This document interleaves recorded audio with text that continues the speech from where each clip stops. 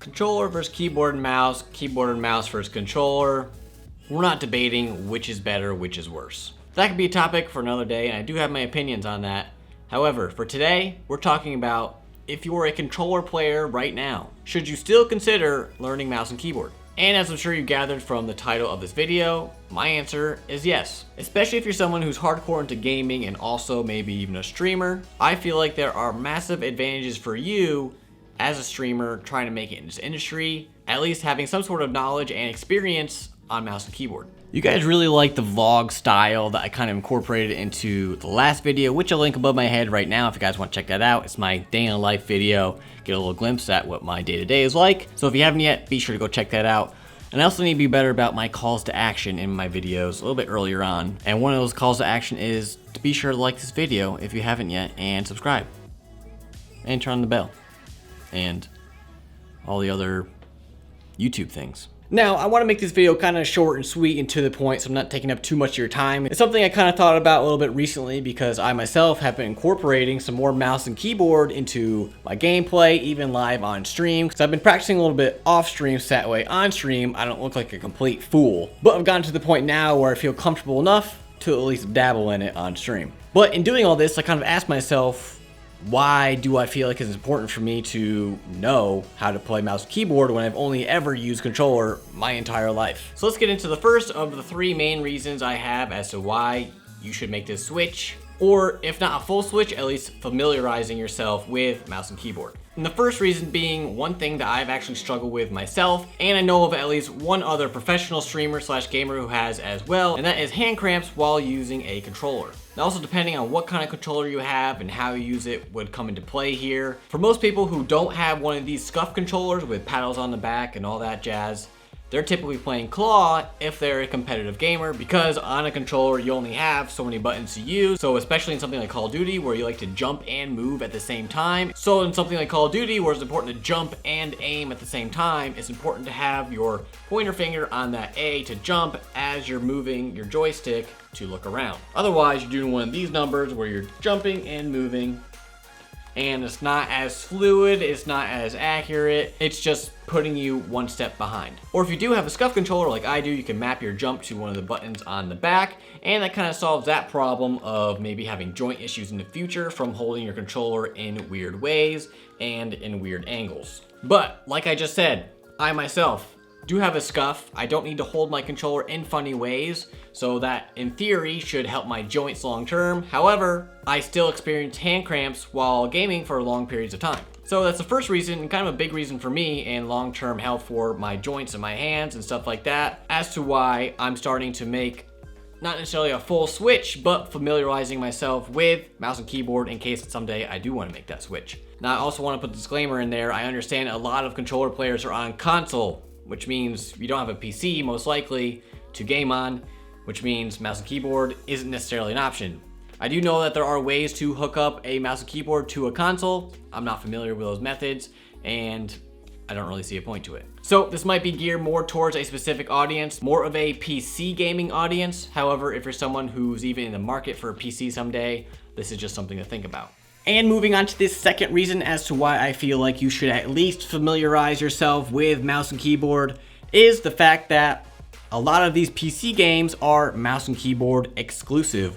One being a game that I am actually getting more into myself, being Valorant. Valorant is an awesome game, it's super fun to play. However, I don't play it too often because of my lack of experience with mouse and keyboard, so I'm not fully confident in playing it on stream. Which is a bummer because someone who's finding themselves in a little bit of a rut with Call of Duty lately, as a lot of people are with the state of Warzone currently, which is horrendous. I would love to have the ability to switch to another game that I find enjoyable and be good at it and entertaining with it. So at this point in time, I do find myself a little bit more comfortable to play Valorant on stream. I have a few times already. I found it fun, however, I wasn't the best at it. Over time, obviously, those skills will come, the new muscle memory will come. It just takes time. However, I wouldn't be able to do that if I knew nothing about mouse and keyboard and haven't kind of prepared myself to do this at this time. And that's kind of the case with a lot of PC games. A lot of PC games are only mouse and keyboard exclusive, which is why a lot of controller gamers don't play them. Which means as a controller exclusive player, you're kind of really only hurting yourself because you could be missing out on some great games and a potential new audience if you're a streamer. All right, now moving on to the third and final reason why I think you should at least familiarize yourself with mouse and keyboard is the fact that, yes, I'm looking at you. You may have capped your skills on controller. Now look, I've been playing controller my entire life. I love playing on controller. I've always been like, no, I'll never touch mouse and keyboard. I don't need to be like that. I could be just as good on a controller. And might I add, I feel like controller players can be just as good, if not better, than mouse and keyboard players at any given game that supports both.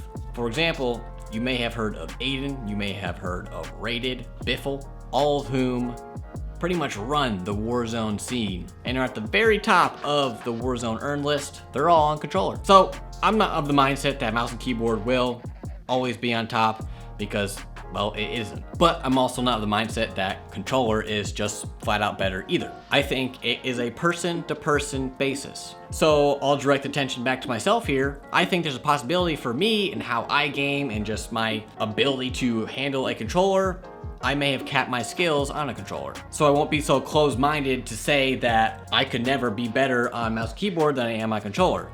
Does that mean that mouse and keyboard is just flat out better than controller? No. Like I said, person-to-person basis. Everyone's different. So to kind of clear up my third reason a little bit more for you, the reason I'm saying you should familiarize mouse and keyboard is that way someday, if you're like, you know what, I'm just not getting better at this game. I don't know why. I've done everything I can. I've gotten control freak attachments for my controller to have a little bit higher thumbstick for a little better aim. I've gotten a scuff. I've gotten all these things for my controller. I'm not getting better. Well, then at that point, you may be like, you know what, let's give mouse and keyboard an honest try.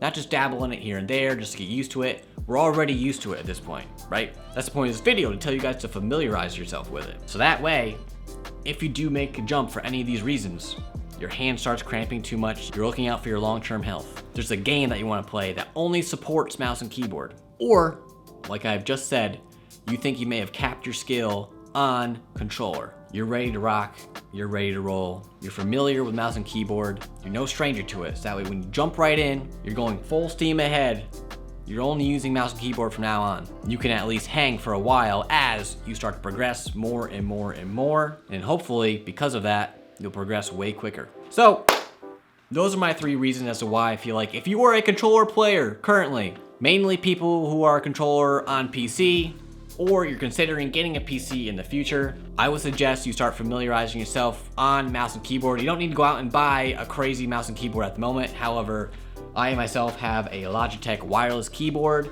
and a Logitech wired mouse. I'll have links to both in the description down below. There's in a link to a kit that you'll see that I have everything in my setup down there. So if anything down there tickles your fancy, you can go ahead and buy it through an Amazon link, which I get a small cut back on. The keyboard itself is a little bit more expensive, but the mouse is actually pretty decently priced and pretty affordable compared to most professional gaming mice out there. So I highly recommend it. And like I said before, if you guys like this video, then please give it a thumbs up and subscribe if you haven't already. And be sure to turn on those notifications so you get notified every single time I post more videos just like this one, and every single time I go live, because I do go live. And you might just see me playing mouse and keyboard, or you might not. But with all that being said, that's all I have for this one. I'll catch you next one.